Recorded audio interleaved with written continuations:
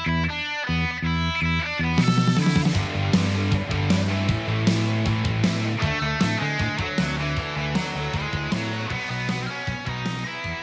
to the Barcelona Podcast, episode 135, Unmissable Opinions, brought to you by the most influential voices in the FC Barcelona community.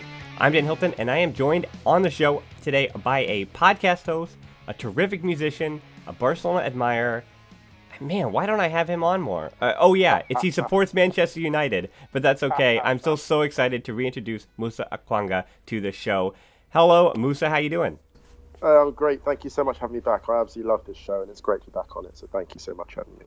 Well, we are enjoying to have you, and again, the reason we're having you is pretty clear to see for everybody. We are talking Manchester United, and even if you think this is a preview just for Wednesday's match, we're going to be talking about some grand ideas that if you're listening to this rather after Wednesday's match, I think there's still some important things that are going to wind up being evident in the second leg of this one as well. So today we're going to get right into it. Again, it is pretty much all talk about the Red Devils and the upcoming Champions League fixture. Today's La Gran Pregunta: how will Ole Gunnar Solskjær, the Manchester United, challenge Barcelona?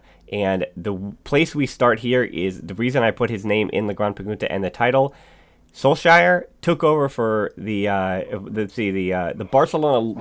beloved Barcelona figure, José Mourinho. So Solskjær takes over, winds up getting the regular job, and so when Barcelona fans may have seen and we're trying to, I mean, again, you love to watch the crumbling house of cards. That's probably why people watch some of the Mourinho matches. If they haven't seen Solskjær, how are things different?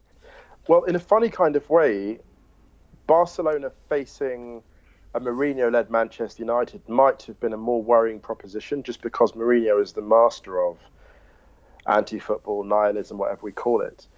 What Solskjær has done for United is he's liberated the attack. Maybe a slight cost to the consolidation of the defence, because our defence, I think, we conceded 43 goals in the league this season, which is not a creditable record by any stretch. What Solskjær has done is liberated the attack. So the main danger for Barcelona, I think, will be the speed, and specifically the speed that United could unleash in behind fullbacks. So they've got to be very cautious about that. And the challenge for Barcelona, I think, will be if United pick a fast midfield. And I don't just mean a fast attack. I mean a midfield which is mobile. So if they choose someone like Nemanja Matic, who is, someone who really, I suppose, sits there and in front of the defence and isn't that mobile, as opposed to Scott McTominay, then Barca have more of a chance. But if they pick a mobile midfield, then United could prove quite dangerous.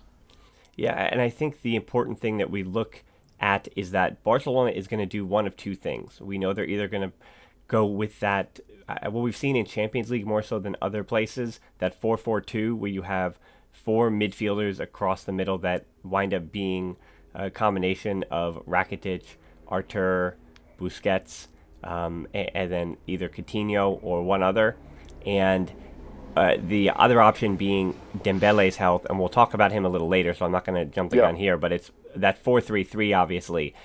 But on the other side of things, Manchester United's tactical breakdown is very interesting to me, because the last time out, with their recent form of being 2 wins, 2 losses, both the Wolverhampton Wanderers, where they find themselves 6th place in the Premier League, they used a 3-5-2 against Wolves.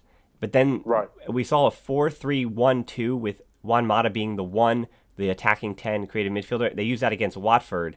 And then what they beat PSG was, as you interestingly enough mentioned, McTominay, that in that 3-1 win over PSG that reversed the tie, they used a 4-4-2. And the other midfielder was Fred. And I think the idea here is that if you told Barcelona fans that they had to face a 4-4-2 with the two guys in the middle being McTominay and Fred, they would sign up for that 10 out of 10 times. But I think tactically that actually works for the way that Man United are currently playing and want to operate. But I don't know if they would choose to have that 3-5-2 either. There's so many different options that Solskjær has, and I think he's the one with the ace in the hole as opposed to Valverde, who's going to go with only one of two options. But which of those choices, and again, I kind of said, I don't think it's going to be that 4-3-1-2, because Mata would just be, I think he'd be overwhelmed with Barcelona midfield. He's not mobile enough. Yeah. Let's be straight. So I think the 4-4-2 against PSG was very much a marriage of convenience, given the amount of injuries United had. And it's not the ideal configuration. Frankly, I think with playing with the midfield two against Barcelona in any sort of stretch of football, you're going to get blown away. You cannot play against a club which historically has had, one of the best midfield configurations in Europe with a midfield two. It's not going to work. I think that 3-5-2 again was a marriage of convenience too. Well, it was inconvenience given we lost twice to Wolves. I think that United playing with three centre-backs, we don't have three ball-playing centre-backs of elite quality. I think the best configuration for United actually is a 4-3-3. We play with a false nine, so Jesse Lingard is the nine, the false nine, and two forwards go either side of him, very fast forwards, Martial and Rashford.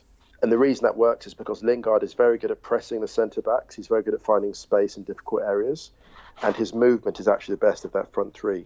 And then you've got the wide forwards coming in, Martial and Rashford, really attacking the space in between fullbacks. And, with all respect to Barca, if there is any weakness in the Barcelona team, I think it is between the right back and the centre back and the left back and the centre back. Not Piqué, because I think Piqué is underrated still. I think Gerard Piqué is still an underrated defender. Arguably one of the most underrated world-class defenders of the last, 10 years, because of the ground he is forced to cover. So I think the thing for United has to be the quick transitions to the wide forwards, Martial and Rashford. Well, yeah, Piqué is having a really, really terrific season. He has had maybe one or two matches that we've said, he could have been better.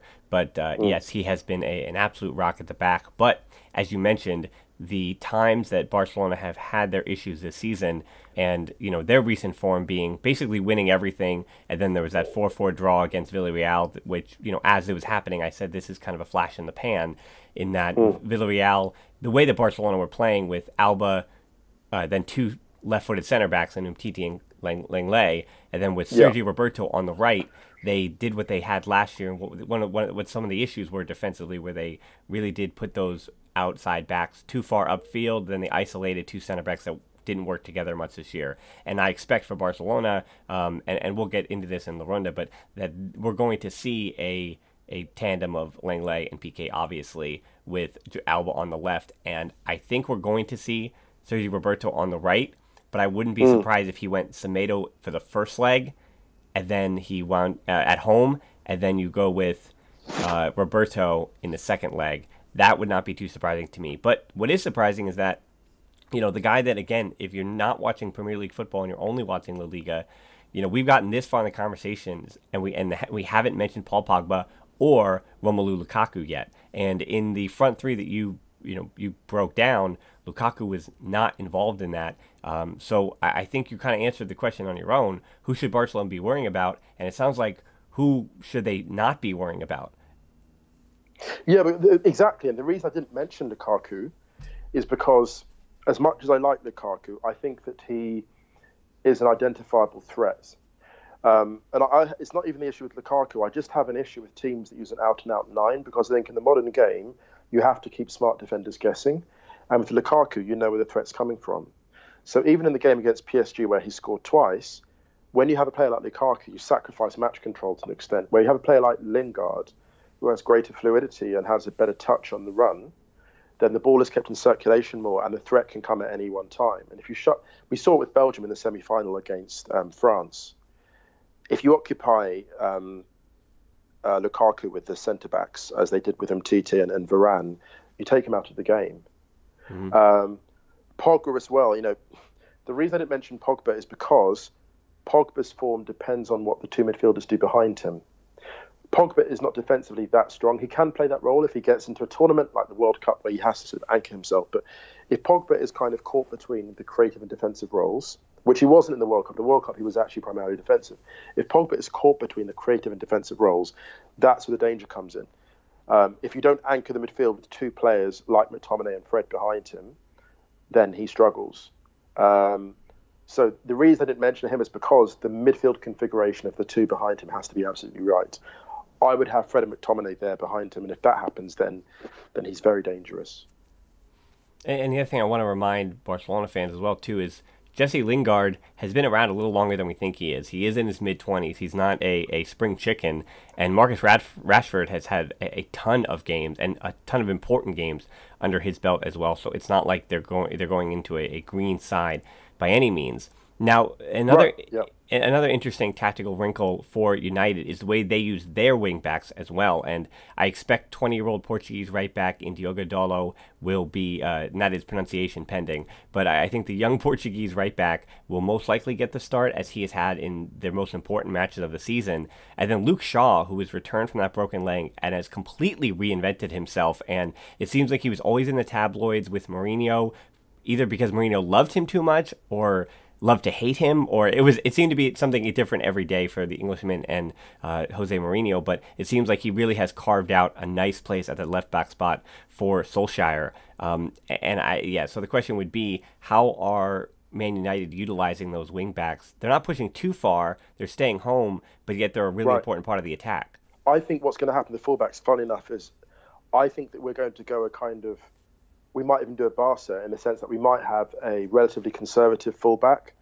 So for the Sergio Roberto role, we might actually have Ashley Young to start with. And for Jordi Alba, we'll have Luke Shaw. Now, actually, Luke Shaw is fairly good defensively these days. He's actually probably our best defender, I would say, at the moment.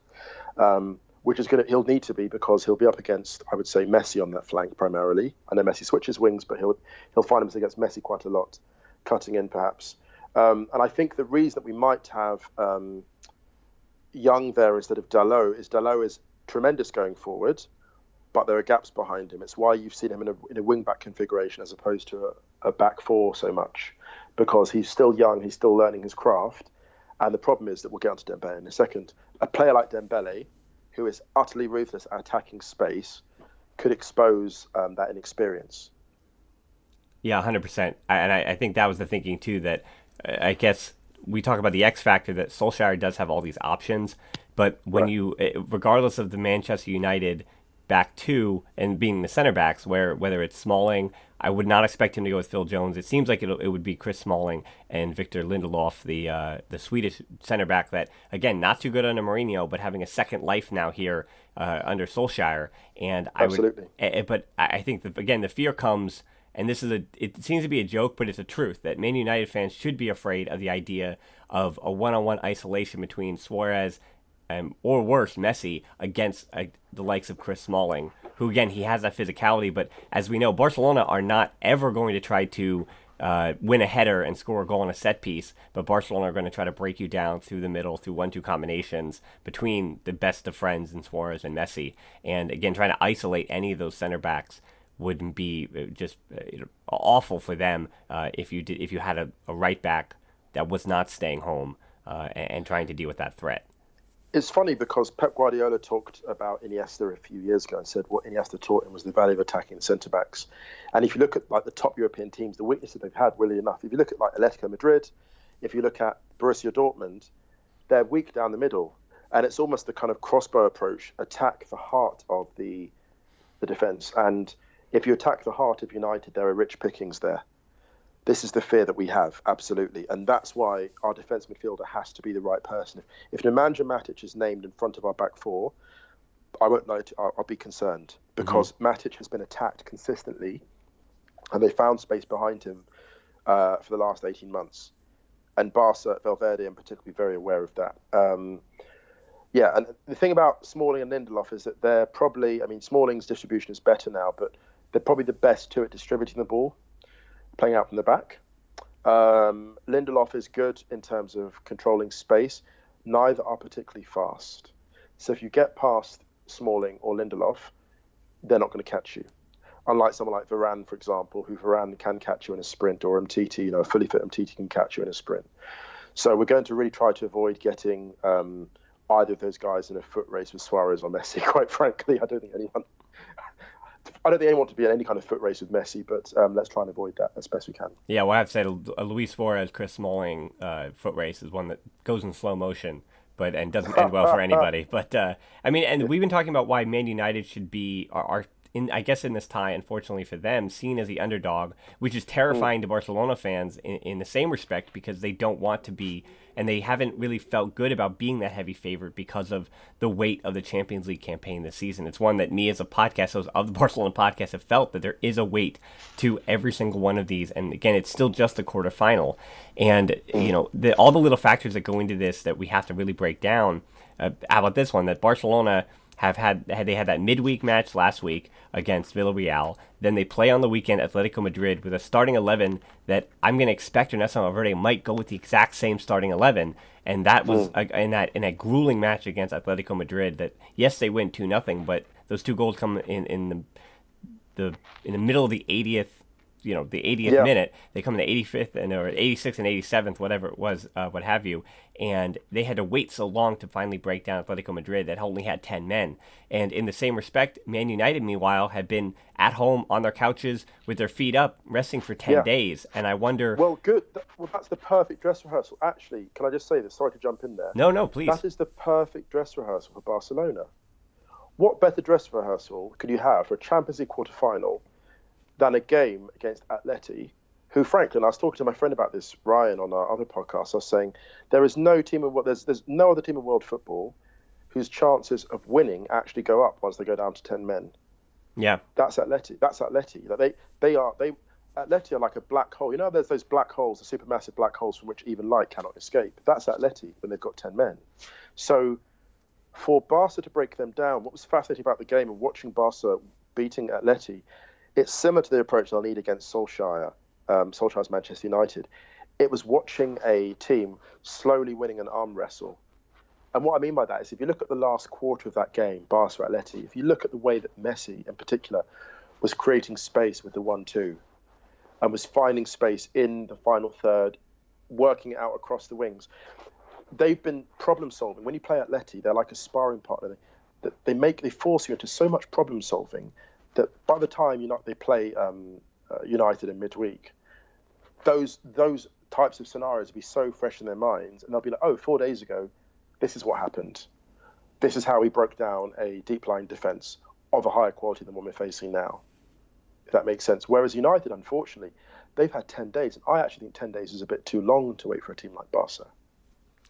Yeah, and I think if that makes sense. Yeah, and I think the other thing about Messi too is that I maybe it was just my eyes deceiving me again. It's a lot more helpful when you're at the stadium, but for me, Messi was not pressing at all. That was Barcelona was believing that Atletico Madrid, particularly when they went down to 10 men, that once they had no target number 9 with Diego Costa, that they were really putting everybody behind the ball, and counterattacking was not necessarily.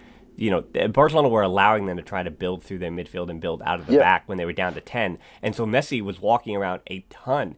And so if you don't believe that he wasn't going at, when the ball turned over and Barcelona had possession, Messi was, of course, going at Messi level 100. But defensively, he was giving 25-30% effort. I mean, there were times when it would be so funny to me that Rakitic would wind up being the guy that would run past him to put pressure on the ball to the left back, or to the deep lying attacking midfielder, and Messi would just walk right behind him and almost in support, walking into passing lanes if he could. And I know that is his conservation of energy. And Suarez, meanwhile, was running around, but as we've seen with Suarez, it's either his knees are bothering him and he's not in great shape, or he's ready to go and gonna give all that he can until the breath leaves his body, and that's what we're seeing. And so then that final part is that, just like Man United, in a sense, Ousmane Dembélé is also resting. Now, he historically has had, whenever he's put in a big match after an injury layoff, he always gets re-injured, or at least 9 times out of 10 he does.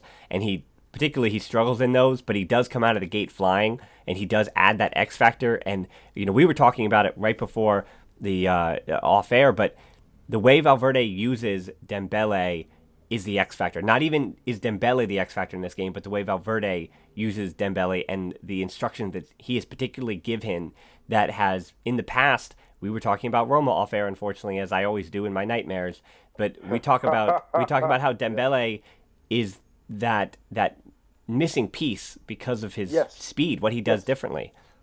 Well, but Dembélé, what I love about him most of all is he's encouraged to do this, but also of his own initiative. Dembélé is brutal with space. Gary Neville once said about Cristiano Ronaldo that Cristiano Ronaldo was a bully. He identified weakness like few other footballers you'd ever seen, and Dembélé attacks space in the most ruthless fashion. If you look at the game against Chelsea, the first season, he was there when he scored on the break, Messi's brilliant break, and Dembélé cutting in. He just has a nose for it. It's an absolute gift of his. So it's not just the speed, It's the angle that he arrives at speed. There's many fast players in the Premier League. There's Gareth Bale, for example. Gareth Bale, and Dembélé. Even a fully fit Gareth Bale and Dembélé, there's not that much different in a foot race, but it's the angle and the timing of the runs that Dembélé has that are so devastating. And also the knowledge that he's such a fantastic finisher puts fullbacks on the back foot.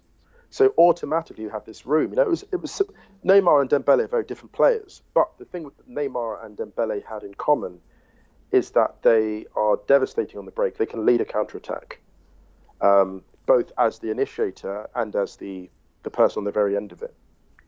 And that is the X factor. There's really no other winger in the Barca team with that complete skill set, I think, or wide forward, I think.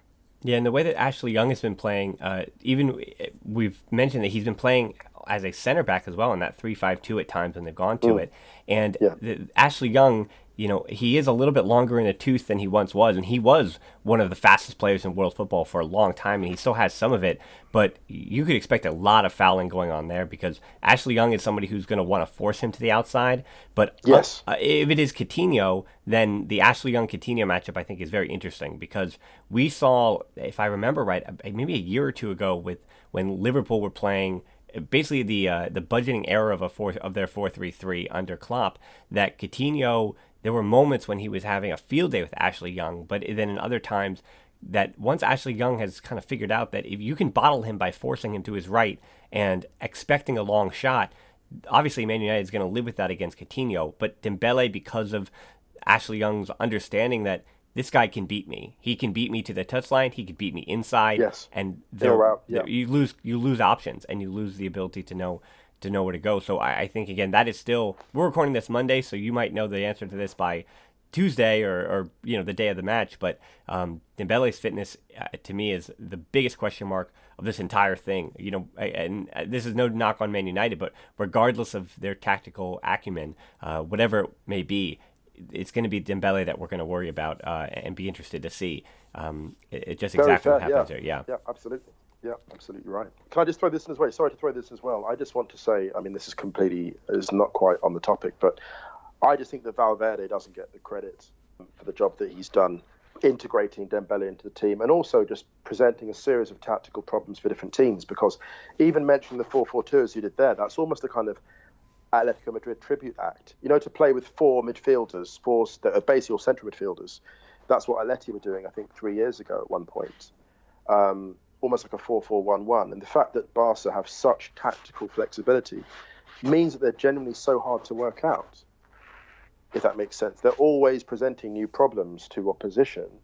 And I think that that's going to be a problem for United. It's going to be a problem for us because you keep us guessing in the best possible way. Well, I would almost say the same thing with Solskjær, that I think there's still so many things we don't know. And I can go on record saying that I did actually watch, for reasons that I never need to go into on a podcast about Barcelona, but I do tend to watch Cardiff City actually in the Premier League when I get the chance. And I did on their first time as well. And when Solskjær was appointed the first time to Cardiff City, it was a mess. It was an absolute mess. The players he brought in actually wound up being terrific players in their own right and made a lot of sense. One of the players he utilized at the time with Wilfried Zaha, but it wasn't the Crystal Palace Wilfried Zaha. It was the Man United cast-off Zaha, which again still wasn't at the level that he is obviously now. But so many of the players that he brought in were he had an eye for talent at the time, but he wasn't able to put it together, and it didn't make a whole lot of sense. And there were definitely players that played under him for Cardiff City in the Premier League, and then later in the Championship at the start of all that, when it just wasn't working out. And so I didn't have much faith in him when he took over, and I remember sending an ill-regarded text to a friend, a Man United friend, that was saying, I don't know what kind of faith you should have in, because he didn't really do too great.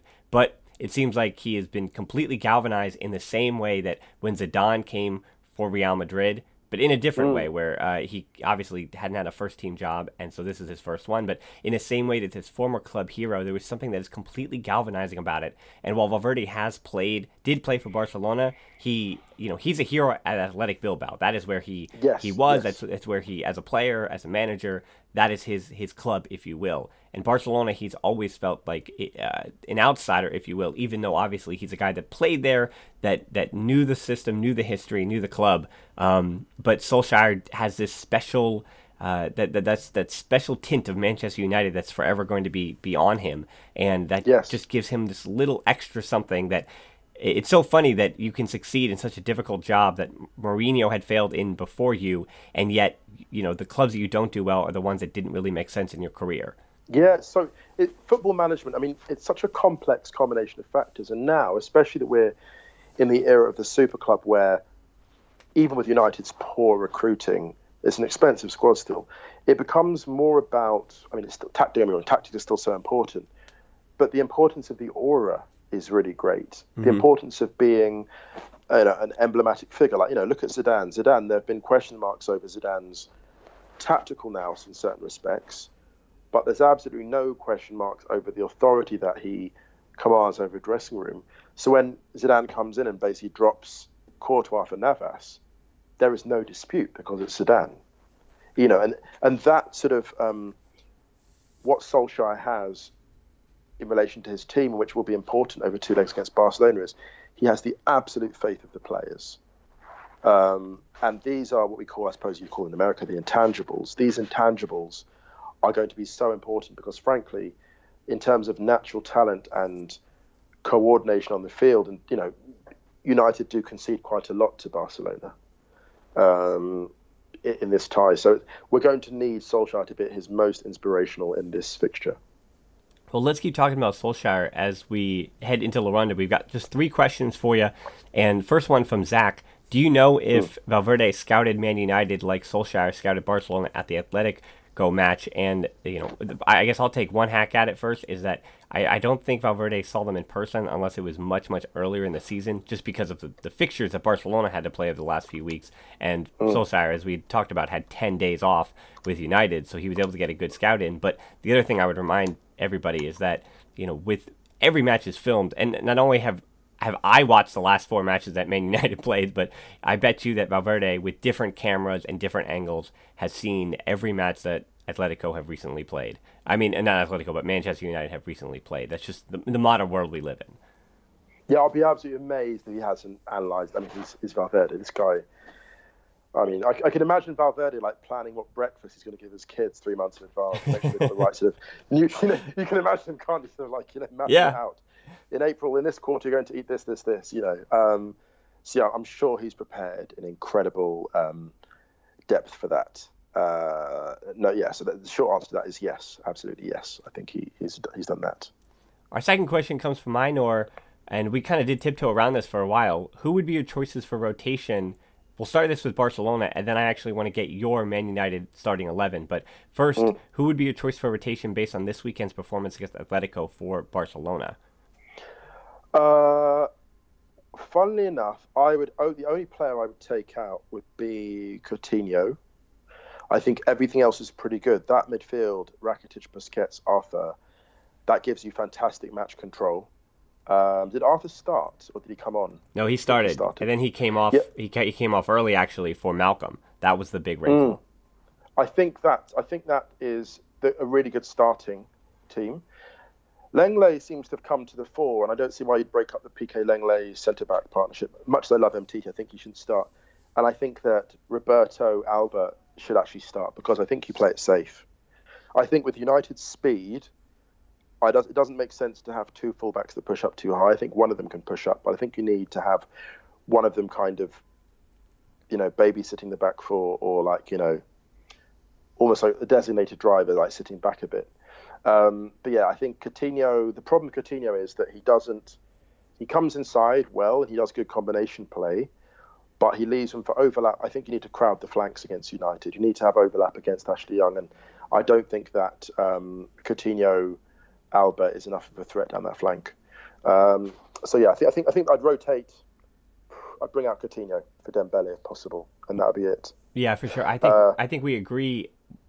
We agree for different reasons about the wingback situation for Barcelona, because I incorrectly, and this is an in-show correction, that they're at Man United first in Manchester on Wednesday, and then they're at Barcelona. So I think on the road it winds up being Sergio Roberto and he winds up being the guy, even though he got the start against Atletico Madrid. And again, I think the Dembélé Coutinho isn't really a debate. That if Dembélé is ready to go, you green light him. And but I mean, I could also see him coming on early, maybe at halftime for Coutinho. So I wouldn't be too surprised if it winds up being Suarez, Messi, Coutinho up top. You're not going to see Malcolm, but it could be Coutinho, and then Dembélé comes on if the match is calling out for it and he's not fully fit. But if he's completely green lighted, I think he'll get the start. And the one though correction I want to add is that while Artur, I think, has been, how do I say this? Rakitic and Busquets have had their job and have been more important in the whole for Artur, but Artur has changed things so much for the better for Barcelona. But in the same respect, Arturo Vidal, there's a part of me, it's a gut feeling, a gut reaction that says Arturo Vidal will be the guy trusted in the Champions League. And I think Valverde potentially could go with Arturo Vidal in a three-man midfield with Rakitic and Busquets. But as I said, I think it could be just as likely with the way that Coutinho has been playing. For as much trust as Valverde has put in Coutinho, we could see Messi Suarez in a 4-4-2 with Arturo Vidal, Rakitic, Artur, and Busquets across the midfield. And I think there's a part of me that really believes midfield. That is a superb. I mean, Arturo Vidal, some of the games he's played recently, well, one of them is over 100 passes, wasn't it? I mean, just unbelievable. Over 100 passes completed or attempted in a recent game at a really high percentage of completion. So Arturo Vidal, I mean, you can put that guy in any configuration and he's brutal. And for the United team, I think, let's quickly run through the team. I think it should, well, my ideal team would be a 4-3-3. It would be De Gea in goal, obviously. Right back, I would actually start Ashley Young and not Dalot. I think Dalot would be up against the midfield or attack of that quality to start anyway. Maybe bring Dalot on later, but right back, Ashley Young. Centre backs, I think it would have to be Lindelof and Smalling. Left back, Shaw. Centre midfield, I would play McTominay. Herrera, actually. I think Herrera, McTominay, and Pogba. And Herrera plays well against Barcelona as well in the past, historically. And I know it's been a while since his Bilbao days, but he's historically been someone who's been... That's why Barca have wanted to bring him in the past, because he's fitting so well. Yeah, exactly. I think Fred is too much of a risk, unfortunately. I think Fred and McTominay is too much of a risk. I think McTominay, Herrera behind Pogba, and then your front three, I would say Lingard as the false nine. Lingard basically is he's our version of Pedro. He's not as good as Pedro because Pedro is an all-time winger. Pedro is extraordinary, I think. One of my favourite players. He's kind of our answer to Pedro. So you have him as the false nine. Then either side of him, you have Rashford and Martial. Yep. That's the team I'd start with. Yeah, for me, I'm hoping we see Lee Grant in goal, if that sounds good with you. So rest De Gea for this one. And then in the back, we'll put Marcus Rojo and Phil Jones. I think that's how I'll set it up. But actually, I think you nailed it. I think, to me, that 4-3-3 seems the most dangerous. And, it's this funny thing when teams go against Barcelona that, the smaller teams that succeed do well by obviously playing a low block and sitting deep and all of these things. But in the same regard, I think Man United has to have the belief that, they have a €100 million player in Paul Pogba. And allowing him to do whatever he can, he is an unguardable force in world football. As much as Busquets and Rakitic are trusted, and again, if I think there's any two defensive midfield combination to try to cover, and that's the puzzling thing about Busquets, right? Is that he's over 6 feet tall, and yet he plays like someone who's 5'7". So exactly. this weird physical matchup between Busquets and Rakitic is obviously a few inches shorter than Paul Pogba as well. So I think a premier point must be made about set pieces here as well. That I think both teams have an advantage on set pieces against the other, and this kind of correlates to our last question that Rick asked. Is there concern that only Messi and Suarez are generally getting on the score sheet? And one of the ways that Messi in the last month has gotten on the score sheet is on free kicks and stop ball situations. And in the same regard, Manchester United are just, again, it's the Premier League where set pieces are an important part of what you do offensively. And with the height of Man United, Barcelona historically, that is their issue, that is their error. And if it's not Marcus Rashford or Martial cutting out on the counterattack, I'm not terrified of the Manchester United attack without those two guys on the counterattack. Again, that being the only point. But then set pieces are also the other issue where you really worry that Paul Pogba, with his physicality, with how tall he is, that if it's not his head getting on it, it's that second ball that really terrifies me. Yeah, it's funny because the second ball has been a constant problem. I think, one thing Pogba's really worked on recently is the timing of his runs. As we all know, the height is nothing without timing, and Pogba has really worked on attacking the near post ball. And Marcus Rashford, look out for him on set pieces. His delivery is really improving all the time, and Solskjær has liberated him in that sense. So yeah, there are some challenges. I mean, I wouldn't worry too much about Messi and Suarez scoring all the time, because frankly, a lot of the teams they played against, I don't know, you look at the game the other day, Messi and Suarez, they're really the only two players in that team good enough to score against Atleti. So I wouldn't worry about that too much. I think that Barcelona are having a little bit of stage fright. I think that Roma, I don't want to mention that too often, but I think the Roma game is a source of trauma for Barcelona fans. But it shouldn't be, because the problems against Roma were foreshadowed. The second you looked at that team sheet, you knew they were going to struggle. I remember watching Barca against Bayer Leverkusen. They beat them 3-1. I think Messi was out until quite late, but no, I think Xavi was out. And in that game, although Barca won 3-1 very late on with I think it was a late assist from Dani Alves or something, the ball circulation was so slow in the middle of the pitch. And when Barca play without speed, they always struggle. If Barca play with speed, and this is why Malcolm was such an incredible signing for them, he'll be a big factor later on. He's kind of your Kingsley Coman figure.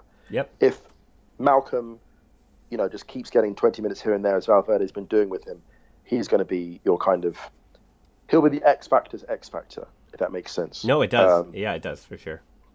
Yeah. So, I'm a United fan. I shouldn't be saying this, but if Barcelona just keep their focus, they shouldn't be losing sleep over these next two games. Right. They shouldn't be. Yeah, I mean, and there are certainly more difficult opponents still left on the horizon if they get by Man United.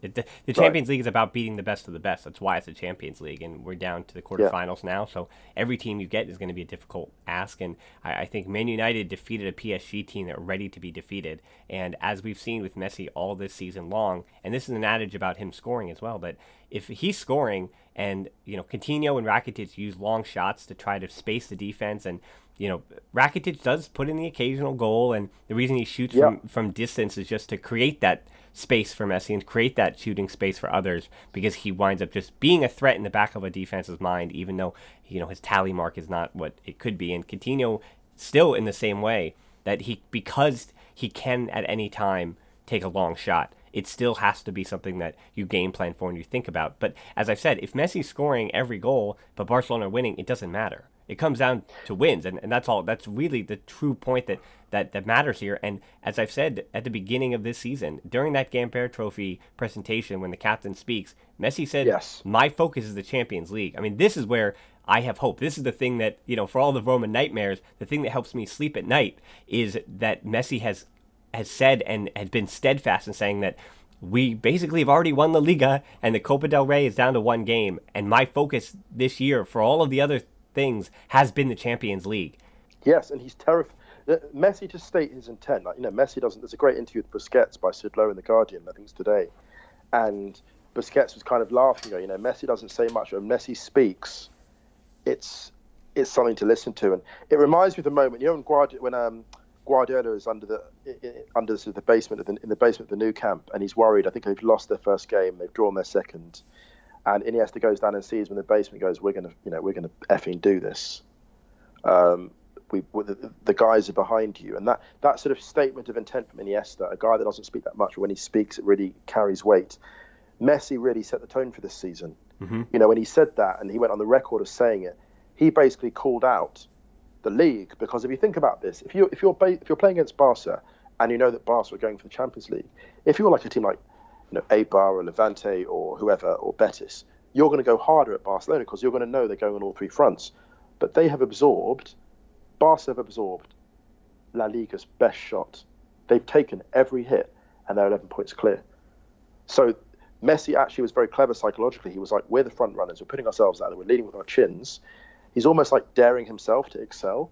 And look at Messi's form this year. 43 goals in 40 games. That's what it is, right? This season. Yeah. That's absolutely off the scale. Like, Leo Messi is more... He's terrifying now. He's genuinely more frightening because Messi can hurt you in so many more ways than before. He can go in, he can go out, he can go left, he can go right, he can drop deep. Against Atleti, he basically was counter-attacking in possession. If you look how much room he was leaving between the centre-backs and himself, if you look how late Messi was arriving in the box, so he wasn't standing on the toes of the centre-back, he was coming from 30 yards away, playing what we call the wall passing and the 1-2, then arriving, and then one-touch shoot, against Oblak. Like, he's found so many different ways to crack the defensive safe, if that makes sense. So, yeah, I mean, it's obvious that he's the danger man, and everyone knows that Messi is going to be the man to stop, but you don't know anymore how he's going to stop, how he's going to come at you. For sure. If that makes sense, yeah. Nope, yep. And then, the first half of the season, he was using Jordi Alba as that main guy, yep. And as tactics have adapted over the season, we've seen that, again, maybe it is that Alba's run many, many hundreds of miles over the course of the season, but that 1-2 option has been utilized less than the last month, and yet Barcelona have continued winning, and it's with different ways. And, I think we at the Barcelona Podcast have had a big victory here by having you on the show, Musa. So, again, thanks so much for joining us. And before you go, I just want to ask, where else can people find you? And we're also a reminder that we'll have all your links down in the, they call it the doobly-doo, but in the show notes as well. Yeah. Do you know what? Actually, there's 3 quick places you can find me. You can find me on Twitter, which is my handle, my surname, OKWONGA. You can find our podcast. It's the Rabona Mag. It's Rabona, like the Rabona kick, MAG, Rabona Mag. And finally, on Spotify, my group, we just signed a record deal with a label in Hamburg. We're called BBXO, Electronic Music Duo. Most importantly, I'm a big sort of admirer of what Barcelona are doing. I love watching them play. So, just drop me a line on Twitter and we'll talk football, because I'm always happy to chat Barcelona. Well, all of his info, again, is down in the show notes. You can find that by tapping your app. Check out the show notes to subscribe to our show as well, because we're also on social media, too. We're on Twitter at the Barcelona Pod, or at HiltonD13 for me, and on Instagram at the Barcelona Pod. Our closed Facebook group is tbpod.link/group for deeper dives, discussions, also the Ronda questions. You can help us out on Patreon, where we have our match reviews, and we can continue making these shows at tbpod.link/Patreon. We're also on YouTube now at the Barcelona Podcast, and I hope to have something in the next few days out as well, going and breaking down the history of Barcelona and Manchester United, which include, obviously, 2 of Barcelona's Champions League victories. But you can check us out again and hit that subscription button for that. So thanks so much for listening to the Barcelona Podcast. Thanks for Musa for joining the show. Until next time, we'll talk to you soon. Of course, the Barca.